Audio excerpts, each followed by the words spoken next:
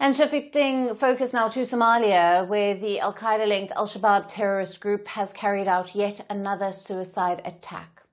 Somali forces have killed 7 Al-Shabaab fighters who stormed a high-security prison on Saturday, which is holding some of the group's members.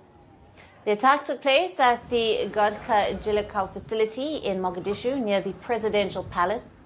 The facility regularly houses Al-Shabaab terrorists awaiting trial. According to the government, the assault began with a car bomb explosion, followed by heavy gunfire and additional explosions. It resulted in a 6-hour siege. The neighboring houses, built of corrugated iron, were destroyed in the attack. Many residents have begun rebuilding their homes. As soon as the attack began, most residents fled, but fortunately, they have now returned. Al-Shabaab later claimed responsibility, saying the attack aimed to free all the Muslim prisoners held at the facility. However, the government confirms no prisoners escaped. Security forces ended the attack by neutralizing all 7 gunmen. The government has not disclosed whether any of its personnel were killed. The attack is a major blow to Somalia's national intelligence. It is likely to raise questions about how the terrorists accessed one of the capital's most heavily guarded areas. Hours before the assault, the government had reopened key roads in Mogadishu, citing improvements in security.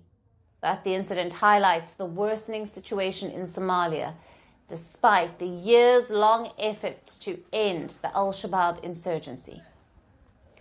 Now, Al-Shabaab is an Al-Qaeda-linked terrorist group. It seeks to overthrow the Somali government and wants to establish an Islamic state.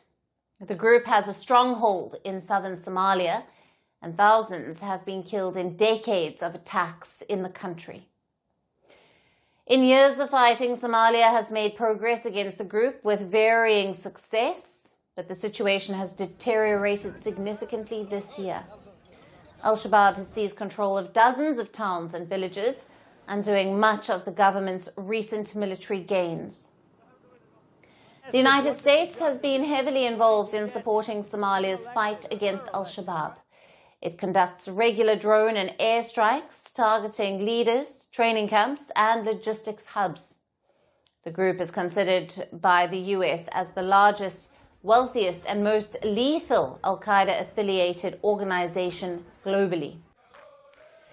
Regional nations also play a key role.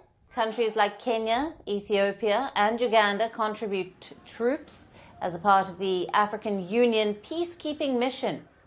But even with a new AU mission operational since January, the threats persist.